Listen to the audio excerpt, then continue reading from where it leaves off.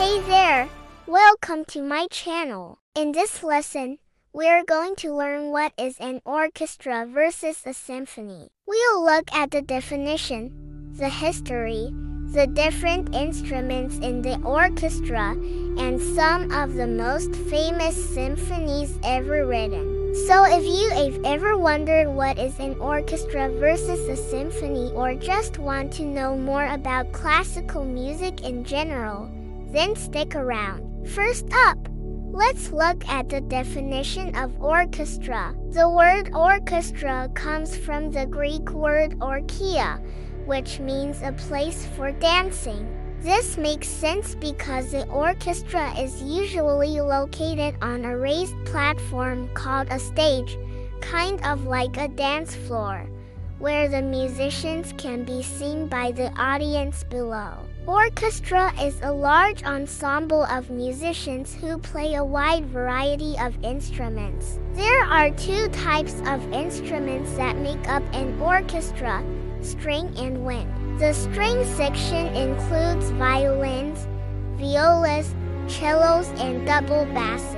These instruments are so important to the orchestra that most of the great composers wrote special pieces featuring these instruments solo or in small ensembles. The wind section consists of flutes, oboes, clarinets, and bassoons. These instruments are essential in providing the orchestral color and texture. Other instruments such as the French horn, trumpet, trombone, and tuba are also used frequently. The percussion section includes instruments like the timpani, cymbals, triangle, and bass drum. Percussion instruments add excitement and drama to the orchestra. Sometimes other instruments like the harp, piano, and organ are added to the orchestra. The conductor leads the orchestra with a baton or without one, as in Gustav Holst's The Planets. The conductor is responsible for bringing out the best possible sound from the orchestra. A good conductor will inspire the orchestra to play at their highest level and bring out the emotion and beauty of the music. If you'd like to see a full list of all the instruments that can be found in a modern symphony orchestra, check out the related content. Next, let's look at the history of the orchestra. The orchestra evolved during the 18th century in Italy and France. It was during this time that opera was very popular and orchestras were used to accompany the singing. As opera became more popular, the orchestra became larger and more important. In the late 18th century, the Austrian composer Joseph Haydn was one of the first to write a series of pieces specifically for orchestra. He wrote over 100 symphonies, which helped establish the symphony as a major genre of orchestral music. Another important contributor to the development of the orchestra was the German composer Ludwig van Beethoven.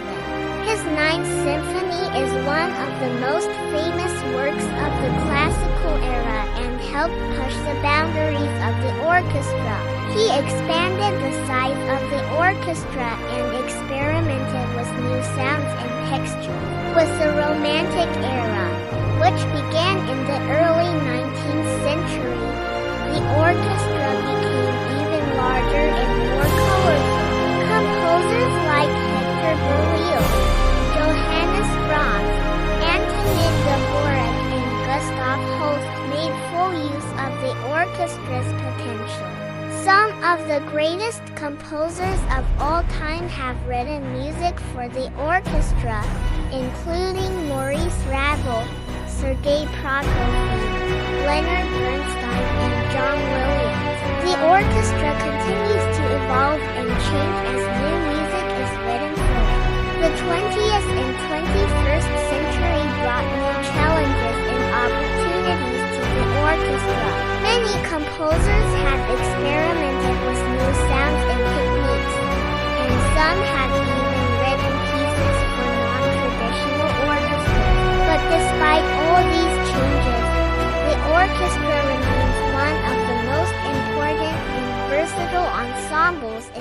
music today. Alright, now let's define the word symphony.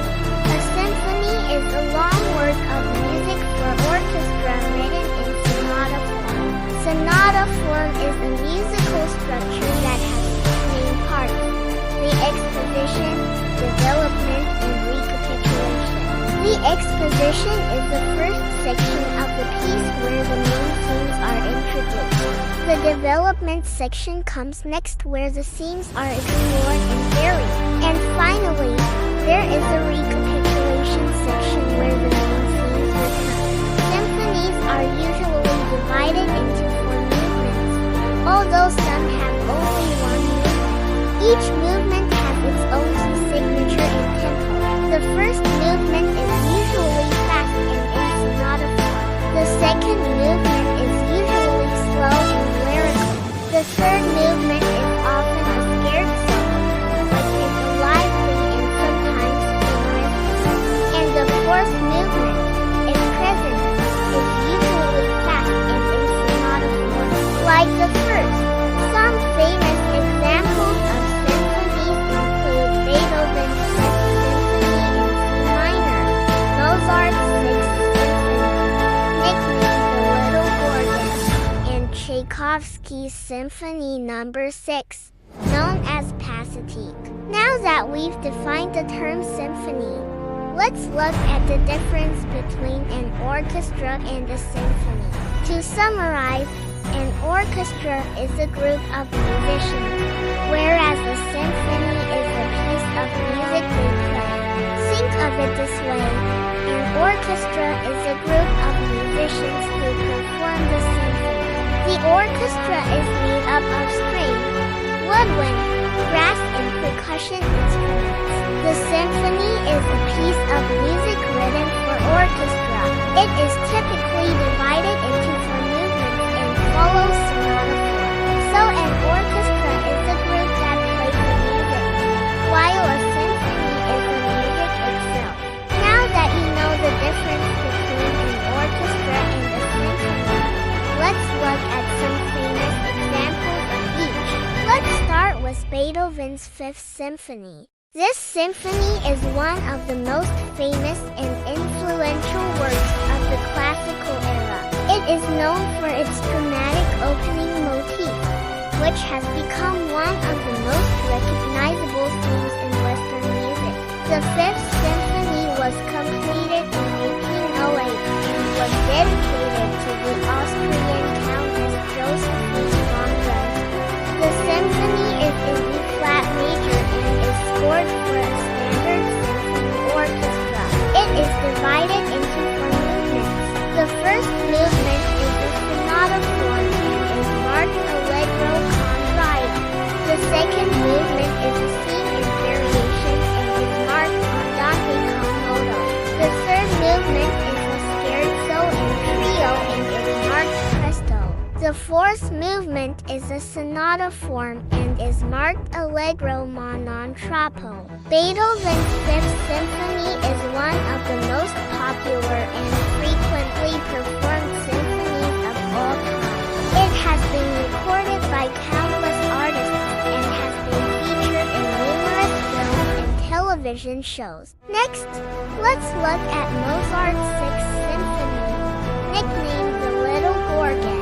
This symphony was completed in 1788 and is scored for a small orchestra. It is in F major and is divided into 3 movements. The first movement is a sonata form and is marked allegro moto. The second movement is a theme and variation and is marked like Mitch ein Arsch. The third movement is a rondo and is marked allegretto. Despite its small size, the Sixth Symphony is a charming and delightful work that is a staple of the classical repertoire. It has been recorded by many artists and is often performed in schools and at amateur level. Finally, let's look at Tchaikovsky's Symphony No. 6, known as Pathetique. This symphony was completed in 1893 and is scored for a standard symphony orchestra. It is in B minor and is divided into 4 movements. The first movement is a sonata form and is marked allegro moto. The second movement is a waltz and is marked andante cantabile. The third movement is a scherzo and trio and is marked allegro moto.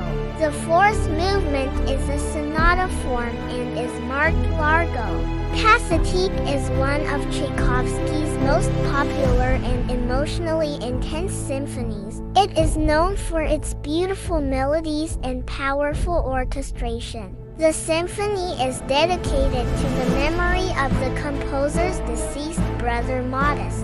Tchaikovsky's Symphony No. 6 is one of the most popular and frequently performed symphonies of all time. It has been recorded by countless artists and has been featured in numerous films and television shows. Well, there you have it, a brief overview of an orchestra and a symphony. If you enjoyed this video, please subscribe and leave a comment. Thanks for watching. If you love good music and real emotions, don't forget to like, comment, and subscribe. Join the MDK Music Family where every voice matters and every beat has a story.